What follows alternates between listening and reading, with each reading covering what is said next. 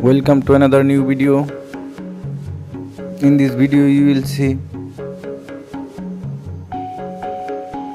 how to fix Telegram account frozen problem. Please follow complete the process.